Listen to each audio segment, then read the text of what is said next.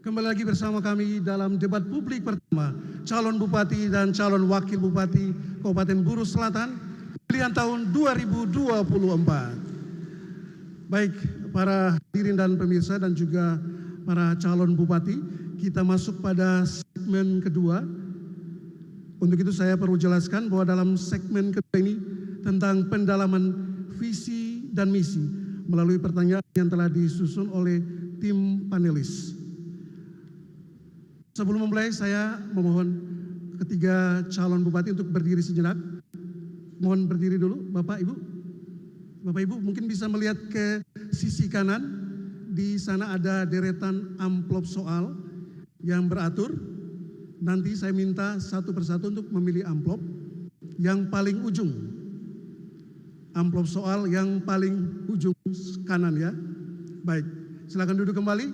Saya akan memanggil calon nomor urut 1 bisa memilih salah satu amplop dari 3 deret yang paling ujung kanan. Nomor urut 2 dan 3 silakan duduk. Ibu Bapak silakan duduk dulu. Ya. Nomor urut 1 silakan memilih salah satu amplop yang paling ujung. Iya, boleh ditunjukkan ke hadirin? Nomor 1, silakan dibawa ke sini dulu Pak, Bapak.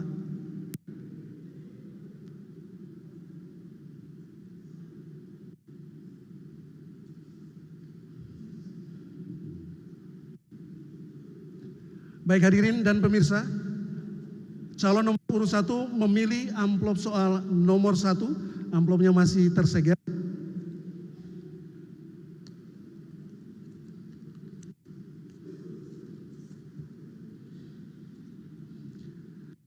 Saya persilakan calon nomor urut 1 untuk berdiri dan mendengarkan pertanyaan yang telah Bapak pilih. Reformasi birokrasi merupakan proses berkelanjutan, sistematis, terencana, dan terarah untuk terselenggaranya pelayanan pemerintah yang profesional, bersih, dan berwibawa.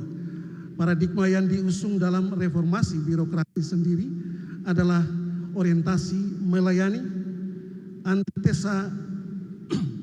antitesa dari orientasi dilayani yang telah menjadi watak birokrasi lama yang dipraktekkan selama bertahun-tahun tak terkecuali di Kabupaten Buru Selatan.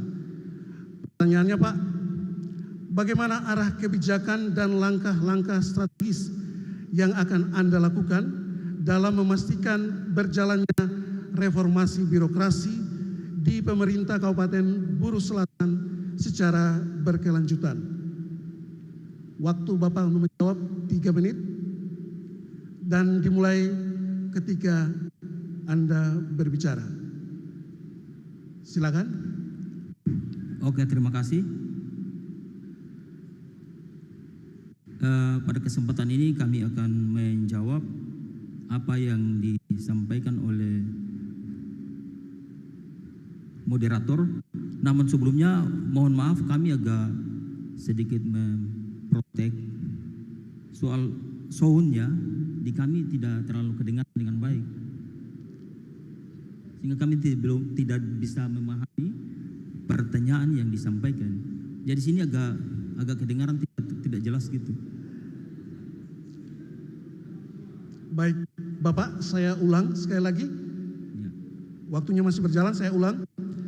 Bagaimana arah kebijakan dan langkah-langkah strategis yang akan Anda lakukan dalam memastikan berjalannya reformasi birokrasi di pemerintah Kabupaten Buru Selatan secara berkelanjutan? Silakan Bapak. Oke, terima kasih. Undang-undang ASN sudah menjelaskan, memastikan bahwa tata kelola pemerintahan dalam bagaimana pemerintah, kehadiran pemerintah adalah pelayan bagi masyarakat. Hadirnya pemerintah memastikan kepentingan dan kebutuhan dasar masyarakat dapat terlayani. Olehnya itu, untuk bagaimana merealisasikan hal tersebut, tentunya dibutuhkan pemerintahan yang kuat, sistem yang kuat, birokrasi yang handal, yang tentunya harus memperhatikan hal-hal sumber daya, kepastian hukum, memberikan ruang yang sebesar-besarnya agar para pelaku-pelaku dalam hal ini jajaran birokrasi tersebut dapat berkreatif, inovatif dalam melaksanakan tugas-tugas untuk bagaimana bisa mengimplementasikan kepentingan masyarakat. Terima kasih. Waktu masih tersisa, mungkin bisa ditambah? Cukup. Oke. Baik, terima kasih. Calon nomor urut 1, disilakan duduk kembali. Selanjutnya saya mengundang calon nomor urut 2 untuk memilih amplop soal di bagian ujung. Disilakan Bapak.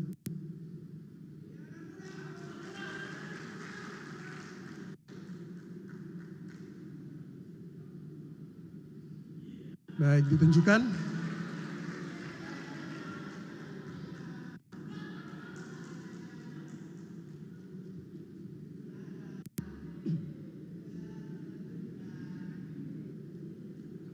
Baik, calon nomor urut 2 memilih amplop nomor 3 dan masih tersegel.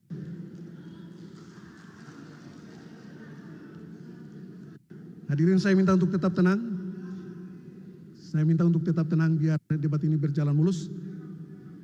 Baik, calon nomor urut 2, saya baca pertanyaannya.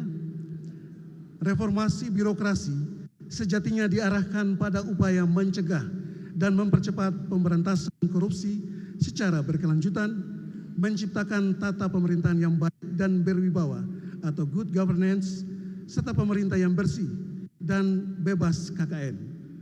Data BPS di tahun 2024 ini justru menunjukkan tren penurunan indeks perilaku anti korupsi Indonesia sebesar 0,07 poin dari 3,92 di tahun 2023 menjadi 3,85 di tahun 2024. Hal ini sedikit banyak terkontribusi dari buruknya proses birokrasi yang masih diwarnai oleh praktek pungutan liar atau pungli. Pertanyaannya Pak, bagaimana arah kebijakan dan langkah-langkah strategis yang akan Anda lakukan dalam upaya memastikan terwujudnya good governance dan clean government serta birokrasi yang bebas KKN, termasuk pemberantasan pungutan liar di Kabupaten Buru Selatan. Waktu Anda 3 menit 30 detik dimulai ketika Anda berbicara.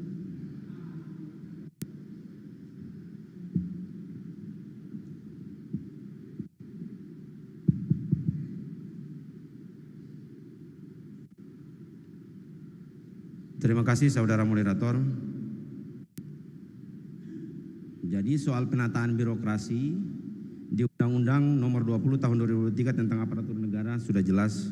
Yang kedua, Peraturan PP Nomor 11 Tahun 2017 tentang Manajemen Pegawai Negeri Sipil. Yang ketiga, Peraturan Menpan RB Nomor 25 Tahun 2020. Jika seluruh aturan ini diterapkan secara baik, maka langkah untuk menuju good governance dan clean government kita akan capai.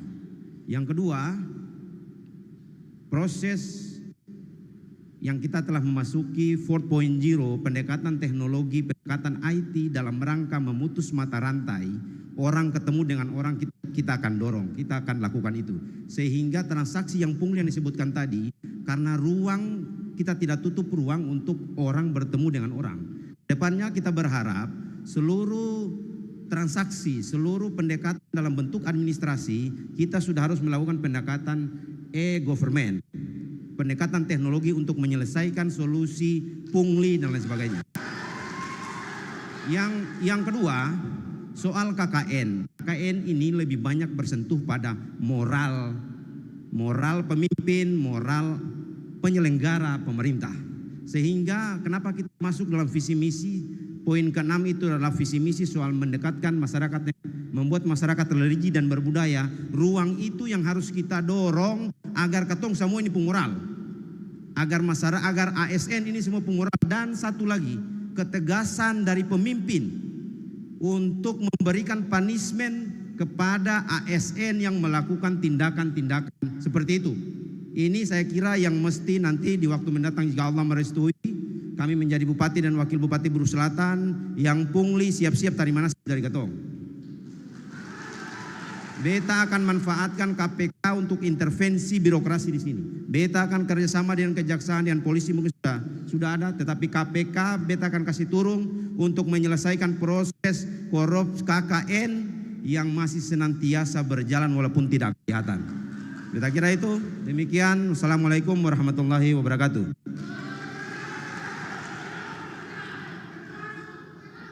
Hadirin diminta untuk tetap tenang. Ada waktu untuk kita memberi apresiasi. Waktu masih tersisa, bisa ditambahkan? Baik, beta tambah kalau begitu.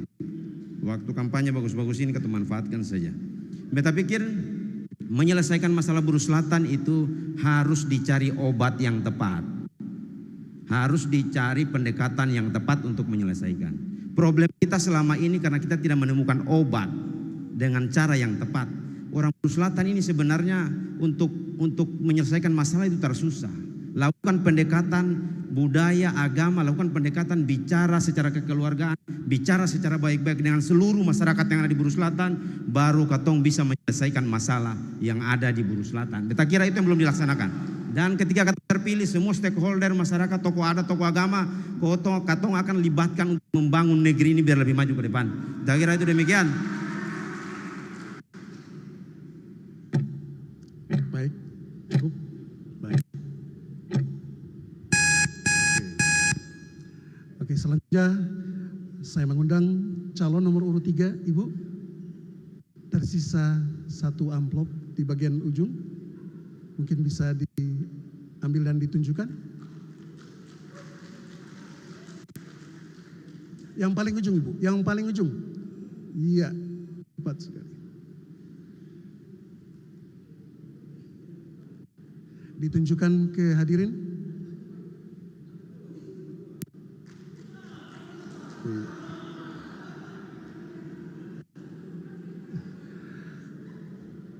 Calon nomor urut 3 mengambil amplop soal nomor 2. Berdiri. Hadirin diminta untuk tetap tenang. Baik Ibu, kita mendengarkan pertanyaannya. Pelaksanaan reformasi birokrasi sejatinya diarahkan pada perubahan mindset atau pola pikir dan culture budaya. Karena mindset dan culture aparatur merupakan kunci dan tolok ukur keberhasilan reformasi birokrasi pemerintah. Pada konteks ini, ekspektasi masyarakat Buru Selatan hari ini menuntut adanya peningkatan kualitas pelayanan publik pada seluruh organisasi agar memberi manfaat yang besar untuk masyarakat. Pertanyaannya, bagaimana arah kebijakan dan langkah-langkah strategis yang akan Anda lakukan dalam memastikan terwujudnya mindset dan culture aparatur di Buru Selatan yang responsif dan berbelit-belit, maksud kami yang responsif, tidak lamban dan tidak berbelit-belit dalam melayani masyarakat. Silakan, waktu Anda 3 menit 30 detik dimulai ketika Anda berbicara. Terima kasih. Sekarang pemerintahan sudah bekerja dengan gaya baru. Sudah tidak seperti yang dulu. Kenapa saya katakan itu? Karena 3 tahun lebih peningkatan sumber daya manusia dalam masa pemerintahan saya dengan Pak Gerson, saya katakan Pak Gerson, ya, kita memberikan banyak beasiswa. Kita memberikan setiap legislatif, saya memberikan, kita membuat kebijakan dengan ketua yang dimana ada Pak Muhajir Bahta, ya. Kita memberikan aspirasi yang begitu besar. Itu bagian dari bagaimana fungsi pelayanan publik yang sebenarnya. Visi misi saya tentang agromarin, otomatis bicara tentang pertanian dan perikanan.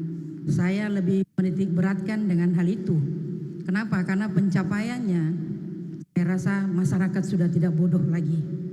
Keberhasilan legislatif 5 tahun yang kemarin baru dilantik itu bagian dari kerja sama yang baik pemerintahan masa Ibu Savitri dengan Pak Gerson yang punya keberhasilan. Kenapa saya katakan itu? Kita harus realitas. Kita harus bagaimana peningkatan sumber daya alam, untuk apa? Untuk bagaimana bisa mengelola.